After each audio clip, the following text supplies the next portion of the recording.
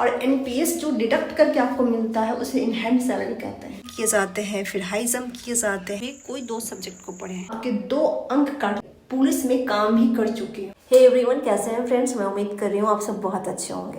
Friends, आज हम इस वीडियो में बात करेंगे कि यदि आप दरोगा के लिए बिल्कुल बिगिनर हैं, आपको दरोगा के बारे में कुछ भी नहीं पता, क्या इसकी एलिजिबिलिटी है, क्या इसकी जॉब प्रोफाइल है, आफ्टर सिलेक्शन आपको कितने पैसे मिलेंगे, कैसे इसकी ट्रेनिंग होती है, कैसे इसके प्रमोशन होंगे, कैसे इसको प्राप्त किया जा सकता है, क्या इसके लिए बुक लिस्ट होनी चाहिए, क्या स्ट्रैटेजी होनी चाहिए, क्या स्टैंडर्ड बुक्स होने चाहिए, एवरीथिंग अबाउट इट हम इस वीडियो में जानेंगे। यकीन मानिए, अगर आप इस वीडियो को देख लेते हैं ना, तो आपको कोई भी दूसरा वीडियो देखने की ज़रूरत नहीं पड़ेगी शुरू से लेके अंत तक के लिए। डैट मीन्स तैयारी से लेकर के सिलेक्शन तक के लिए। क्योंकि फ्रेंड्स, मैं इन्हीं सब स्ट्रेटजी को अपना करके मैंने 3 बार पीटी और 3 बार मेंस निकाल चुके हैं और मैं 3 ईयर पुलिस में काम भी कर चुकी हूँ। तो मुझे पता है कि आपकी ट्रेनिंग कैसी होती है, जॉब प्रोफाइल कैसा होता है, कैसे वर्क कल्चर होते हैं एंड कैसे आप प्रमोशन ले सकते हैं, एवरीथिंग। तो प्लीज़ हाईली रिकमेंडेशन मेरी तरफ से है कि इस वीडियो को पूरा वॉच कीजिएगा, ताकि आपकी जर्नी बिल्कुल ईजी हो जाए और आप उसे ईजिली अचीव कर पाए। चलिए अब बात करते हैं कि कौन है वो लोग जो इस फॉर्म को भर सकते हैं, जो बिहार दरोगा की तैयारी कर सकते हैं, क्या है इसकी एलिजिबिलिटी। तो एलिजिबिलिटी की बात करें तो आपको सिर्फ और सिर्फ आपका ग्रेजुएशन होना चाहिए किसी भी सब्जेक्ट से, किसी भी यूनिवर्सिटी से, सिर्फ आप पास होने चाहिए। मैटर नहीं करता आप फर्स्ट डिवीजन, सेकेंड डिवीजन, कितना परसेंटेज है, बस सिंपली पास। अगर आप पास हैं, ग्रेजुएशन आपके पास है, तो आप इस फॉर्म को भर सकते हैं। अब बात करती हूँ कि कितने उम्र के लोग इसे भर सकते हैं। तो अगर आपकी उम्र 20 वर्ष हो चुकी है तो आप एलिजिबल हो गए हैं इस फॉर्म को भरने के लिए। अगर आप मेल हैं और आप जनरल कैटेगरी से हैं तो आप इस फॉर्म को मैक्सिमम 37 वर्ष तक भर सकते हैं। एंड आप महिला हैं तो आप इस फॉर्म को 40 ईयर तक भर सकते हैं। अगर आपकी 40 ईयर तक एज है तो आप इस फॉर्म को भर सकते हैं। और जो अत्यंत पिछड़ा कैटेगरी के जो पुरुष हैं वो भर सकते हैं, 40 ईयर तक भर सकते हैं। और बात करें कि third gender, SC ST category के जो पुरुष हैं वो भर सकते हैं 42 ईयर्स तक। तो आई थिंक आपको अब क्लियर हो गया होगा कि मिनिमम इस एज क्या चाहिए और मैक्सिमम एज क्या चाहिए इस फॉर्म को भरने के लिए।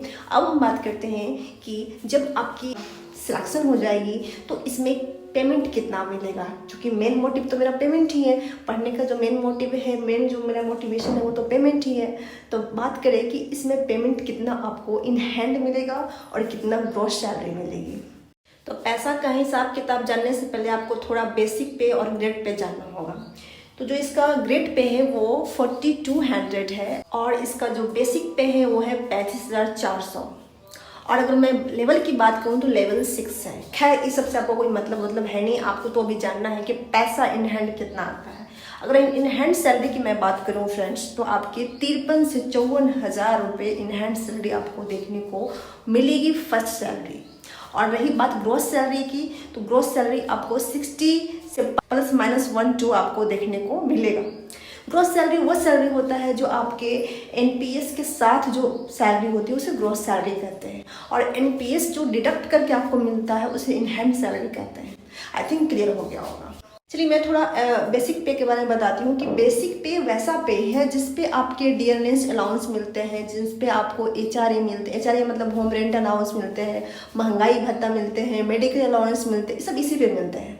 तो ये थोड़ा इंपॉर्टेंट होता है 35,400। इसी पे कैलकुलेट होकर आपके जो सारे इंक्रीमेंट वगैरह लगते हैं ना, वो सारे इसी पे लगते हैं। ठीक है, बस आपको जस्ट इन्फॉर्मेशन के लिए मैंने बता दिया, बाकी उतना कोई अभी आपके लिए इम्पॉर्टेंट नहीं है। जब आप सर्विस में चले जाएंगे ना तो इम्पॉर्टेंट आपके लिए हो सकता है। अब मैं बात करती हूँ कि अगर आपका सिलेक्शन हो जाता है तो आपके प्रमोशन कैसे होंगे, आपकी ट्रेनिंग कैसी होगी एंड आपका वर्क कल्चर वहाँ का क्या होगा, कैसा जॉब प्रोफाइल होगा। तो friends, first of all after selection आपकी ट्रेनिंग करवाई जाती है अप्रॉक्स 1 ईयर की। ठीक है, 1 ईयर की ट्रेनिंग करवाने के बाद आपको डिस्ट्रिक्ट में नियुक्त किया जाता है। विभिन्न डिफरेंट टाइप्स ऑफ डिस्ट्रिक्ट में आपको नियुक्ति दी जाती है। और मैं जहाँ तक बात करूँ ड्यूटी की, तो ड्यूटी 24 आवर की रहती है। मतलब कभी भी 24 आवर में आपको काम के लिए बुलाया जा सकता है, आप डिनाई नहीं कर सकते हैं, ठीक है। तो ये रही ड्यूटी का प्रावधान।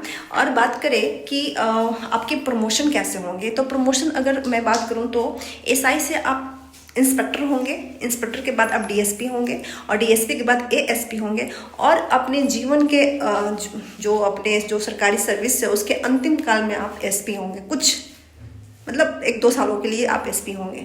तो आई थिंक ये चीज़ क्लियर हो गई होगी। अब हम बात करते हैं कि अब हमें एसआई बनना है तो मुझे क्या करना चाहिए, एंड कौन सा बुक लिस्ट फॉलो करना चाहिए, हमें कितने टाइम लगेंगे, कौन सा स्ट्रैटेजी होनी चाहिए, एट्सेट्रा। ये सब सारी चीज़ों को हम एक एक करके देखते हैं। चूँकि इस जॉब को लेना है तो इस जॉब के बारे में हमें देखना होगा कि इसकी एग्ज़ाम पैटर्न क्या है, इसकी सिलेबस क्या है, इसकी नीड क्या है, मुझे क्या करना होगा इसके लिए। तो मैं सबसे पहले बात करती हूँ एग्ज़ाम पैटर्न की। तो जो इसका एग्ज़ाम पैटर्न है वो मुख्यतः 4 चरणों में होती है। फर्स्ट जो चरण होता है वो पीटी का होता है। पीटी में आपसे कुल टोटल 100 क्वेश्चन पूछे जाएंगे जो कि 200 अंकों का होगा, और जो कुल टाइमिंग होगा बनाने के लिए वो 2 घंटे का होगा। इसको आपको ध्यान में रखना है। अगर मैं बात करूँ नेगेटिव मार्किंग की, तो अगर आप एक गलत उत्तर करते हैं ना तो उसमें से 0.2 अंक काट लिए जाएंगे। अगर मैं इसे सिंपली लैंग्वेज में बताऊं तो 10 क्वेश्चन आप गलत करेंगे ना तो आपके 2 अंक काट लिए जाएंगे। इसका आप ख्याल रखिएगा, क्योंकि बहुत लोगों को इसमें कन्फ्यूजन है। अब हम बात करते हैं मेंस एग्जाम का, कि मेंस एग्जाम का पैटर्न क्या है। और हाँ, ये जो सारे क्वेश्चन रहेंगे ना ऑब्जेक्टिव टाइप रहेंगे, जिसमें 4 ऑप्शन रहेंगे। आपको एक ऑप्शन को आपको उसमें सिलेक्ट करना है। अब मैं बात करती हूँ मेंस एग्जाम का। तो mains exam again objective type है। इसमें भी 100 मार्क्स के क्वेश्चन पूछे जाते हैं, एंड टोटल जो अंक होंगे 200 अंक होंगे। इसमें नेगेटिव मार्किंग भी सेम है। और जहाँ तक बात रही फाइनल मेरिट लिस्ट की, तो मेंस के आधार पर ही फाइनल मेरिट लिस्ट लगती है।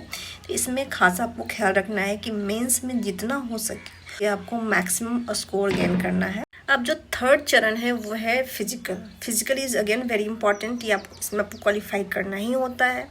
तो देखते हैं कि फिजिकल कैसे कैसे, महिलाओं के लिए क्या क्राइटेरिया है, पुरुषों के लिए क्या क्राइटेरिया है, आपको क्या क्या फिजिकल में आपको क्या क्या नीड होगी। जब आप मेंस एग्ज़ाम क्वालिफाई करते हैं ना तो आपको अलग से एक एडमिट कार्ड इशू किए जाते हैं। उस एडमिट कार्ड में प्रॉपर लिखा हुआ रहता है कि कौन सा शिफ्ट में आपका फिजिकल है, कहाँ पे है, किस टाइम में आना है। तो बिल्कुल इसकी कोई टेंशन नहीं होती है। आप उस टाइम पे चले जाइए, पहुंच जाइए 1 घंटा पहले, 2 घंटा पहले। तो इससे क्या होता है, रिलैक्स होता है और आप फिजिकल अच्छे से दे पाते हैं। जब आप वहाँ पहुँचेंगे ना तो सबसे पहले आपको रनिंग करवाई जाती है, और रनिंग के बाद फिर अगेन जो हाइट मेजर किए जाते हैं, फिर आपके लॉन्ग जंप किए जाते हैं, फिर हाई जंप किए जाते हैं, ये सारी चीज़ें की जाती है। तो मैंने जहाँ तक बात रही हाइट के बारे में तो आपको बता दी हूँ कि हाइट चाहिए। हाइट के बारे में मैंने बात कर रखी है पहले ही। अब बात करते हैं कि आपको और वहाँ क्या क्या। और हाँ, हाइट को लेकर आपका कोई भी इशू है, डेट मीन्स थोड़ा सा भी हाइट कम है, जो नोटिफिकेशन में मांगा गया, जो मैंने अभी आपको बताया, और कोई भी कहता है कि मैं हाइट मैनेज करवा दूंगा या फिर हाइट थोड़ी बहुत मैनेज हो जाती है, तो ऐसा कुछ नहीं होता। वहाँ प्रॉपर हाइट लिया जाता है। तो मतलब कहने का मेरा मतलब है कि अगर नहीं है तो प्लीज़ इसका प्रिपरेशन आप ना करें, आप अदर चीज़ का प्रिपरेशन करें, जिससे आपकी एनर्जी बचेगी, टाइम बचेगा, और आपका जो एनर्जी है वो सही डायरेक्शन में यूज होगा।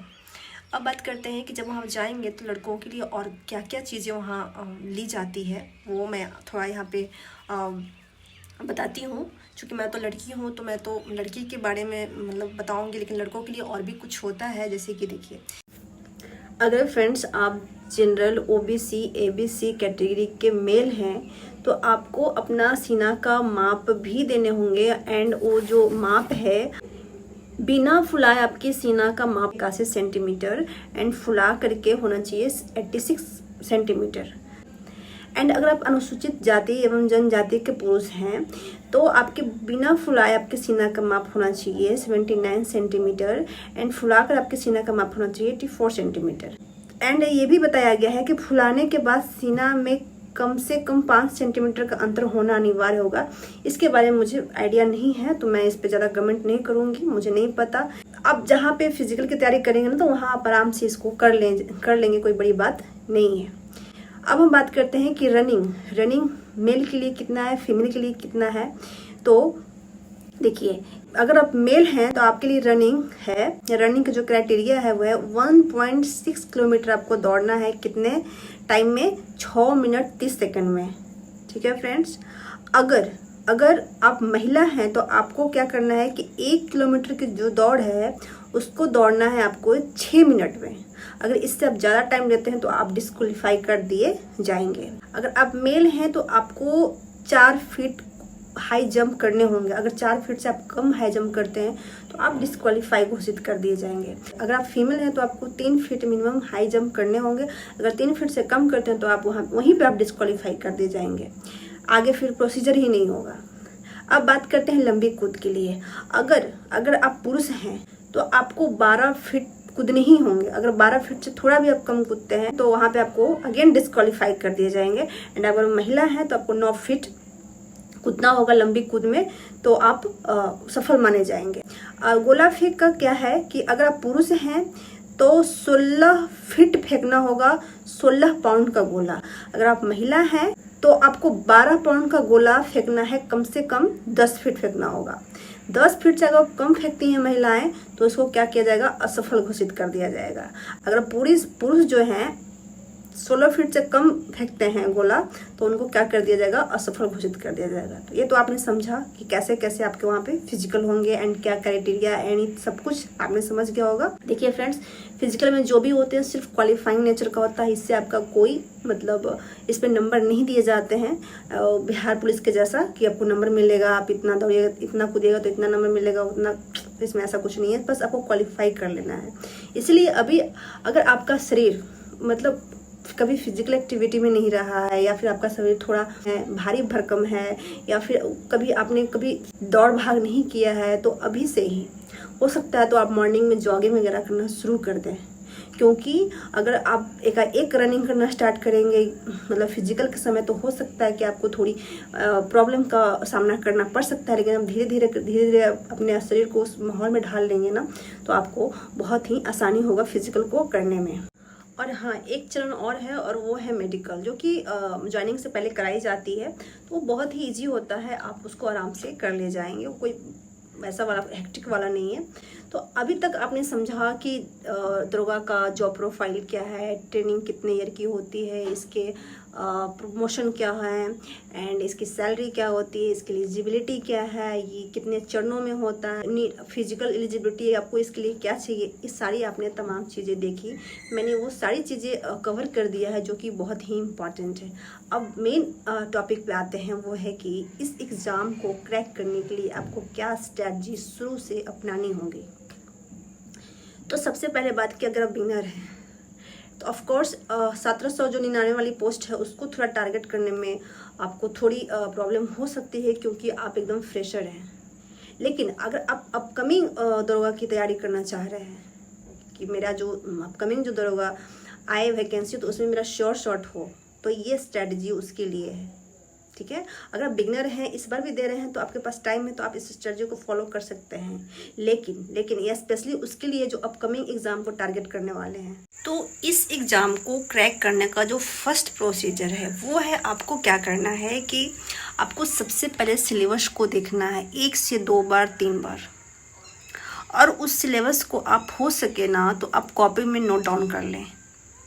अगर इतना आप नहीं कर सकते हैं तो कम से कम आप प्रीवियस ईयर क्वेश्चन कहाँ से मिल जाएगा, आपको किसी भी दुकान में मिल जाएगा, किसी भी प्रकाशन को मिल जाएगा।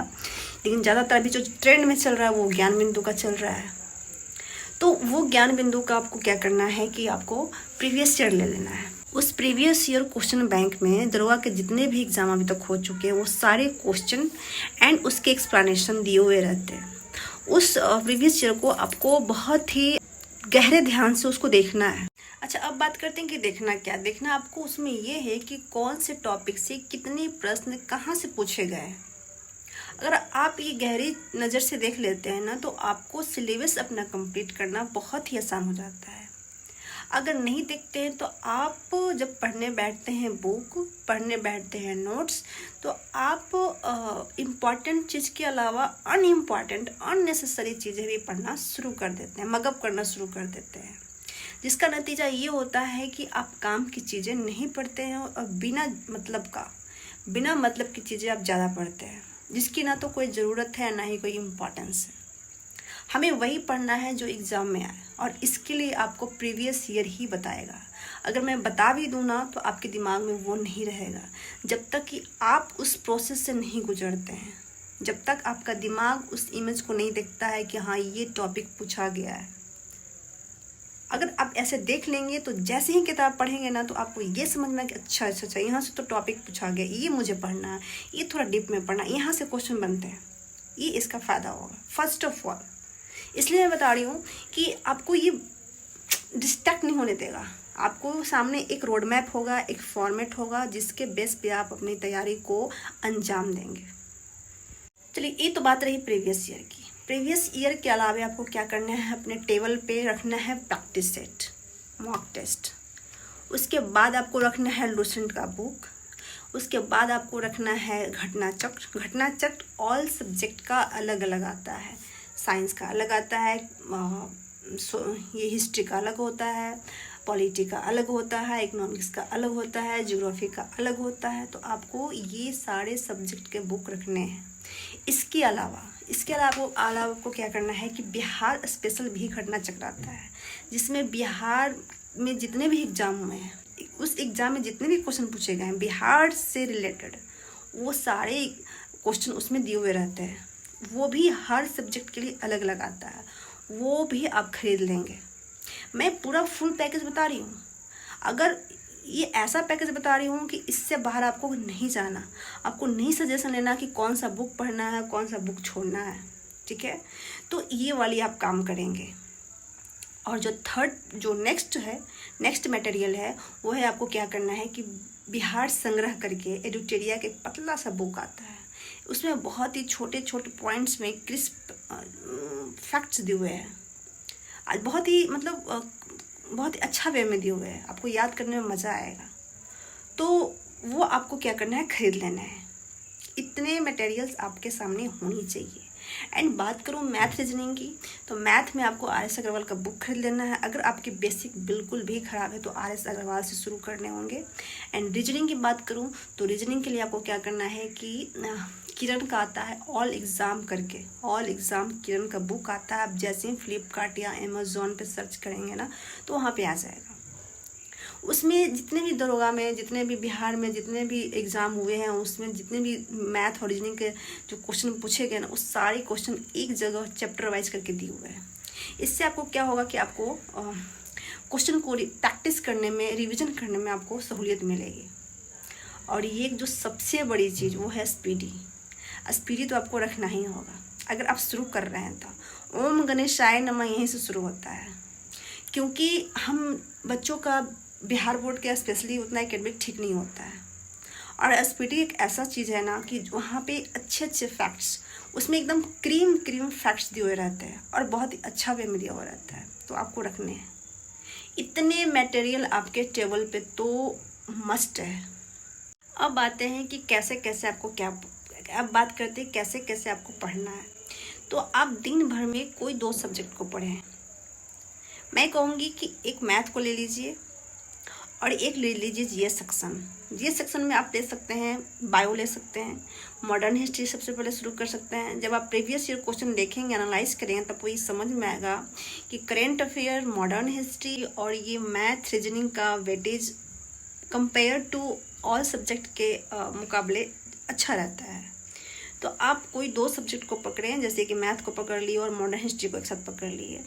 तो आप पहले कॉन्सेप्ट को क्लियर करें लूसेंट से, एंड देन प्रैक्टिस कहाँ से करना, वो करना है घटना चक्र के जो बुक है। उसमें प्रैक्टिस के लिए क्वेश्चन भी दिए हुए रहते हैं जो प्रीवियस ईयर पूछे गए हैं। वो सारे क्वेश्चन उस बेस पे आपको कर लेने हैं। और अगर आप ज़्यादा मेहनती हैं, आप चाहते हैं कि एकदम आपका सिलेक्शन श्योर शॉट हो, मतलब बिल्कुल हो, डाउट नहीं रहना चाहिए, धक वाली कंडीशन में नहीं रहनी चाहिए, तो उसके लिए आपको क्या करना है कि घटना चक्र के प्रत्येक चैप्टर के पहले 2-3 पेज में इंपॉर्टेंट फैक्ट्स दिए हुए हैं, तो जो कि बहुत इंपॉर्टेंट है, उसको आप लाइन बाय लाइन पढ़ लें। जब वो पढ़ लेंगे तो जो घटना चक्र के जो बाद में जो क्वेश्चन दिए हुए हैं ना, वो आप आसानी से कर लेंगे, बिल्कुल यूं कर लेंगे।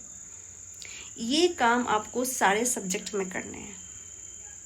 और मैथ के लिए क्या करना है कि अगर आपके मैथ बिल्कुल भी खराब है, मतलब अच्छा नहीं है, तो आप कोई टीचर को पकड़ लीजिए।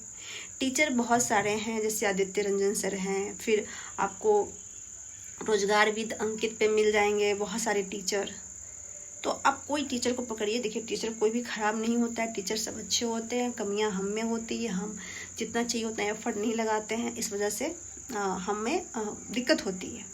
तो कोई टीचर को पकड़ लीजिए आप और देख लीजिए कि 2-3 दिन में, 4 दिन में एक चैप्टर ख़त्म हो जाना चाहिए। उसी तरह से रीजनिंग का भी करना है। रीजनिंग तो मैंने पढ़ा था, रीजनिंग बाई राहुल मिश्रा करके आप सर्च करेंगे तो वो आ जाएगा। वहाँ से आप एक चैप्टर को डेली कर लें, और उतना करने के बाद यूट्यूब से मैथ करने के बाद, रीजनिंग करने के बाद, आपको जो बिहार ऑल एग्ज़ाम करके किरण का बताया मैंने, उससे आप अगर प्रैक्टिस कर लेते हैं तो इतना में मैथ रीजनिंग इज डन। इससे ज़्यादा आपको नहीं करना है। आपको SSC का मैथ थोड़ी निकालना है। तो GS के लिए रही कि आप कॉन्सेप्ट पढ़ेंगे लुसेंट से, प्रैक्टिस करेंगे घटना चक्र से, और घटना चक्र जो इम्पोर्टेंट फैक्ट्स है वो अच्छे से याद करेंगे। और मैथ के लिए हमने बताया कि यूट्यूब से कुछ आप हेल्प ले लीजिए, एंड हेल्प लेने के बाद बिहार ऑल एग्ज़ाम बुक से आपको क्या करना है, प्रैक्टिस कर लेना है क्वेश्चन को। और साथ में जब आपको लगे कि आपके सिलेबस थोड़े हो गए हैं, मोर देन 30%, तो आपको साथ में क्या करना है कि आपको प्रैक्टिस सेट भी लगानी है। ठीक है, प्रैक्टिस सेट लगाना है। और जो भी प्रैक्टिस सेट में आपकी गलतियां हो, उस गलतियों को ज़रूर एनालाइज करें, उस गलतियों को ज़रूर देखें। जो इम्पॉर्टेंट टॉपिक से आपके क्वेश्चन गलत हुए या जो आपने पढ़ रखा है, अगर उससे गलती हो रही है तो उसको एट अ टाइम याद करें। आप इस पे मत छोड़ें कि अच्छा करेंगे ना, अच्छा करेंगे, तो ऐसे करते करते कब ये करेंगे और कब आपका एग्ज़ाम का डेटा आएगा वो पता भी नहीं चलेगा। तो इसलिए रिवीजन इज़ मस्ट। आप कितना पढ़ें वो सब काम नहीं करता, आपको कितना याद है वही एग्ज़ाम हॉल में काम करता है। आई थिंक मेरी बात आप समझ रहे होंगे। तो ये रही होली अप्रोच। अगर आप इतना करते हैं कंटिन्यू, आप 6 मंथ करके देखिए, ना आ जाए आपकी लेवल, आपके मार्क्स नहीं आने लगे 60-65, तो आप बताना कि नहीं आ रहा है। और जब 65 आ जाए ना, उसके बाद 80 तक जाने के लिए आपको क्या करना है, थोड़े से और एक्स्ट्रा एफर्ट करने पड़ेंगे। जो मैं ऑलरेडी वीडियो बना रखी हूँ, वो उसमें जो थंबनेल लिखा होगा कि 60 से 80 कैसे करें, उसको आप देख लीजिएगा, और बाकी आपकी प्रिपरेशन डन है।